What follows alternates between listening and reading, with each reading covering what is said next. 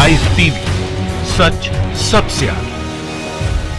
Hinduism की बात करते हैं। कांग्रेस ये मुक्त भारत हिंदुइज्म क्या है? 3 सेकंड। ये क्या हिंदुइज्म जानते हैं? मैं इनको चैलेंज करता हूं कि रामायण के बड़े राम जी के पक्षधर है, 7 कांड है, 4-4 चौपाई ये सुना दे और 8-8 चौपाई मैं सुना देता हूं। चलो हो जाए, बैठ यहाँ पे। पहले सोनिया गांधी को बोलो, हो जाए यहाँ पे।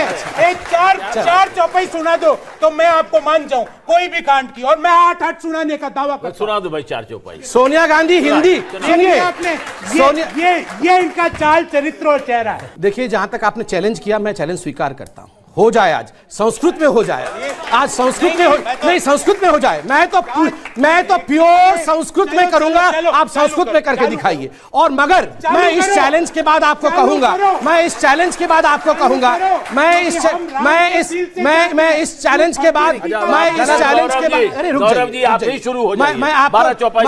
मैं इस चैलेंज के बाद मगर सोनिया गांधी और राहुल गांधी को चैलेंज करूंगा कि आपके प्रवक्ता ने कहा है जो चौपाई नहीं गा सके, जो संस्कृत नहीं गा सके, वो भारतीय नहीं है। और सोनिया जी को चैलेंज करता हूं, अरे आप विदेशी थी, आप आज आके हमें चैलेंज कर रही हैं कि मैं भारत के संस्कृति को सुनाइए, आप हमें सुनाइए। सोनिया जी, मैं आपको चैलेंज करता हूं, आप हिंदी और संस्कृत बोल के दिखा दीजिए। आपके प्रवक्ता ने चैलेंज किया है।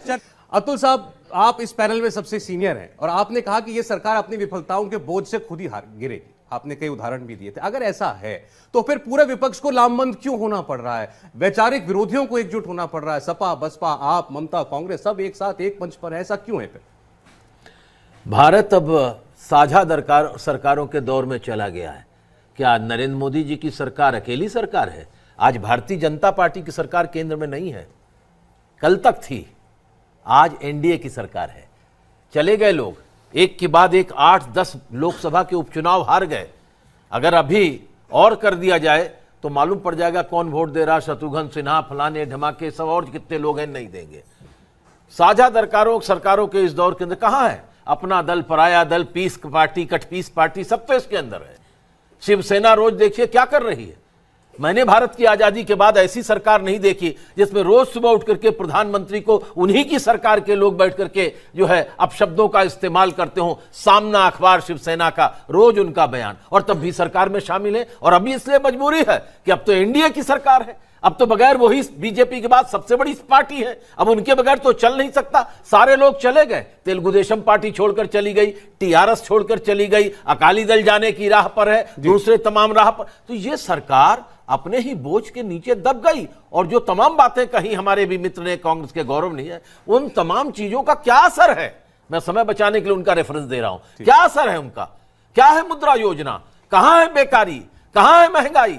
अरे जब $140, $45 पर बैरल कच्चा तेल बिकता था मनमोहन सिंह जी की सरकार के जमाने में, तब 70 रुपए लीटर, 65 रुपए, 62 रुपए लीटर डीजल और 70 रुपए लीटर पेट्रोल था। आज 25 से 30% और वो कहते थे प्रधानमंत्री जी, मैं खुश नसीब हूं, बदनसीब लोग थे तब $140 पर बैरल था। तो आज ये 86 रुपए लीटर पेट्रोल क्यों बिक रहा? मैं अपने तमाम नौजवान मित्रों से कहना चाहता हूं कि देश नेताओं से नहीं चलता है, देश तो नीतियों से चलता है। नेता आएंगे चले जाएंगे, राष्ट्रपिता एक ही होता है, कई नहीं होते हैं। उसकी चाहे जितनी बेइज्जती कर लो कोई फर्क नहीं पड़ता, लेकिन राष्ट्रपिता एक ही होगा। देश के अंदर ये चीन और ये चीन कौन मिलने जा रहा है, मैं सवाल पूछता हूं आपसे, क्यों बार बार आप चीन जाते हैं? किस लिए जाते हैं? क्या लेके आते हैं? अमेरिका जाते हैं, क्या लेके आते हैं? हमारे नौजवानों का वीजा कट गया वहां, अब वो जा नहीं सकते। आपका आर्गुमेंट चीन से अचानक हिंदू मुसलमान कैसे? ये इसलिए राष्ट्रवाद पर चला गया, ये राष्ट्रवाद पर चला गया। तो पहले नेहरू के पापों का, नेहरू के विश्वविद्यालय नहीं होते, ये सैटेलाइट नहीं चलते, ये इसरो नहीं होते, ये एम्स नहीं होते। आपके बीच में नहीं बोला, सुन लीजिए, शांति से सुनिए। पहली बात, एक सेकंड, आपको रोक नहीं रहा हूं, लेकिन एक बीच में एक इंटरजेक्शन है। जवाहरलाल नेहरू देश के पहले प्रधानमंत्री के लिए क्या सम्मान सूचक शब्द? हमें सम्मान से बोल रहा हूं। होता चलिए, नहीं आप चलिए ना, आप और गाली, मैंने पहले ही कहा था, आपकी आदत है गाली बकने की। बोलना चाहता हूं, आप राष्ट्रपिता हो जाए कैसे बोलोगे? वो नहीं होता, वो नहीं होता। आपने कहा आज नरेंद्र मोदी जी को अमित शाह कैसे होते हैं? यही तो और प्यार की लड़ाई है, यही हो रहा है। वो भी होगा। क्या हो रहा है? क्या हो रहा है? क्या हो रहा है? दुनिया ने देख लिया, दुनिया ने देखा, दुनिया ने देखा, वो तय करेंगे। गौरव गौरव गौरव गौरव गौरव सुन लीजिए, गौरव गौरव गौरव रोजगार दिलाओ, ये दामाद गौरव गौरव ये तालियां हमारी अपने आपके आने पर मत बोलो, अपना आपका मौका आने पर गौरव आपका मौका आने पर गलत बात है, गलत बात है, प्यार का देश है, प्यार से गलत बात है गौरव। प्यार please please please. Nehru ji के पापों का फहरिस्त आपने सही काम किया। अब कहा थैंक यू ठीक कहा। नेहरू जी होता नहीं कहा। नेहरू जी के पापों का फहरिस्त गिनवाना अनिवार्य है। ये जो लोग अपने आप को कहते हैं ना कि हम सब कुछ ठीक कर देंगे, मैं इतना कहता हूं, आप नहीं होते नेहरू जी तो आज हिंदुस्तान की शकल अलग होती। नेहरू जी के बाद आपके परिवार ने हिंदुस्तान का जो हश्र किया है, आज मुझे बोलते हैं कि जो आखिरी 2 लाइन में सर मुझे कंप्लीट करने दीजिए, मुझे कंप्लीट करने दीजिए, मुझे आप भी बोलेंगे, बिल्कुल मुझे कंप्लीट करने दीजिए। रुकावट बहुत हुई। देखिए या जो आप बोल रहे थे ना लास्ट 2 रो में जो युवक बैठे हैं उनके लिए क्या होगा, जो हमारी माताएं बैठी हैं, बहनें बैठी हैं, उनका क्या होगा? अरे आप रोज शाम को अपना रिपोर्ट कार्ड देते हैं। 70 साल तक हिंदुस्तान में शासन चलाने के बाद ये परिवार आके हमसे शाम को सवाल पूछता है कि बिजली क्यों नहीं पहुंची।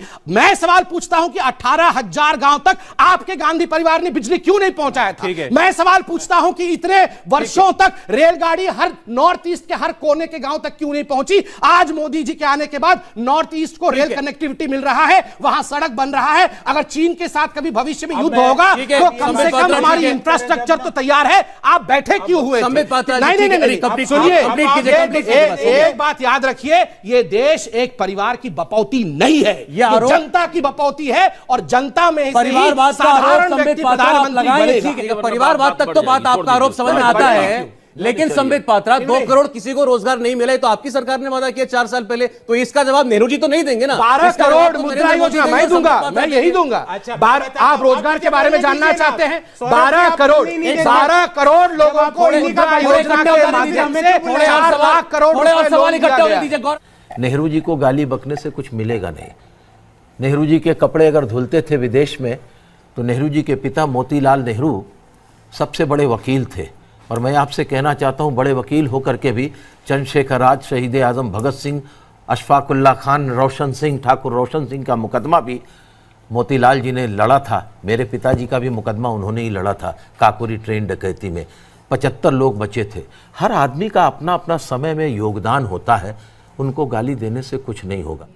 अपने देश के विकास के लिए क्या कर रहे हैं? मैं आप कह रहे हैं अब 18,000 गांव में बिजली नहीं आई, और देश में 6 लाख गांव हैं, 6 लाख गांव में सिर्फ 18,000 गांव में नहीं आई ना, तो बाकी जगह तो किसने भेजी? चलिए, विकास के दौर में आया, एक कहावत है, अतुल जी लेफ्ट के हैं, कहावत है लेफ्ट के लिए, wherever there is left there is nothing left of economy. और इसका उदाहरण पूरे विश्व ने देखा है। और बंगाल में किस प्रकार से लेफ्ट दीर्घकाल तक सबसे अधिक राज करने के पश्चात किस प्रकार चीन आपको ज्यादा अच्छा लग रहा है? आप इसीलिए प्रधानमंत्री चीन में 1.5 महीने में 3 बार, अभी चीन की बड़ाई करना शुरू कर दिया। सर मैं आपके बीच में नहीं बोल रहा था, सुन रहा था। मगर बंगाल में आपने कितनी उन्नति की, कितना विकास किया और कितनी बढ़िया इकोनॉमी कर दी लेफ्ट के 40 साल के राज में, वो हम सबने देखा है। आज के जो नेता हैं वो राजनीति की रोटियां हैं, वो दूसरे की कमियों पे सेकते हैं। क्यों ना अपनी उपलब्धियां गिना करके उसको। बिल्कुल बिल्कुल, बहुत अच्छी बात, बहुत अच्छी बात, बिल्कुल। और मैं इसी बात से एक मिनट, मैं आपकी बात से 100% सहमत हूं कि आपने 48 महीनों में जो किया वो जनता को दिखाओ कि हम ये चीज़ें नहीं कर पाए। मेरा सबको साथ में एक चैलेंज है, क्योंकि मैं डेवलपमेंट की बात से आगे बढ़ रहा हूँ। एक भी ऐसी योजना जो इन्होंने प्रॉमिस करी है उसमें अगर 10% भी डिलीवरी हो गई हो, 10% डाटा के साथ अगर ये बता दें, तो मैं आपको बोलता हूं कि मैं professor Gaurav Vallabh TV debate में जाना बंद कर दूं। ठीक है गौरव, आपका समय पूरा हुआ। 3 सेकंड हिंदुइज्म की बात करते हैं। कांग्रेस ये हिंदुइज्म क्या है? ये क्या हिंदुइज्म जानते हैं? मैं इनको चैलेंज करता हूं कि रामायण के बड़े राम जी के पक्षधर है, 7 कांड है, 4-4 चौपाई ये सुना दे और 8-8 चौपाई मैं सुना देता हूं। चलो हो जाए, बैठ यहाँ पे। पहले सोनिया गांधी को बोलो, हो जाए यहाँ पे। एक 4 चौपाई सुना दो तो मैं आपको मान जाऊं कोई भी कांड की, और मैं 8-8 सुनाने का दावा करता हूं। सुना दो भाई 4 चौपाई। सोनिया गांधी हिंदी सुनिए आपने, ये इनका चाल चरित्र और चेहरा है। देखिए, जहां तक आपने चैलेंज किया, मैं चैलेंज स्वीकार करता हूं। हो जाए, आज संस्कृत में हो जाए, आज संस्कृत में हो, नहीं संस्कृत में हो जाए। मैं तो प्योर संस्कृत में करूंगा, आप संस्कृत में करके दिखाइए। और मगर मैं इस चैलेंज के बाद आपको कहूंगा, मैं इस चैलेंज के बाद आपको कहूंगा, मैं इस चैलेंज के बाद, अरे रुक जाइए, मैं इस चैलेंज के बाद मगर सोनिया गांधी और राहुल गांधी को चैलेंज करूंगा कि आपके प्रवक्ता ने कहा है जो चौपाई नहीं गा सके, जो संस्कृत नहीं गा सके, वो भारतीय नहीं है। और सोनिया जी को चैलेंज करता हूं, अरे आप विदेशी थी, आप आ जाके हमें चैलेंज कर रही हैं कि मैं भारत के संस्कृति को सुनाइए, आप हमें सुनाइए। सोनिया जी मैं आपको चैलेंज करता हूं, आप हिंदी और संस्कृत बोल के दिखा दीजिए। आपके प्रवक्ता ने चैलेंज किया।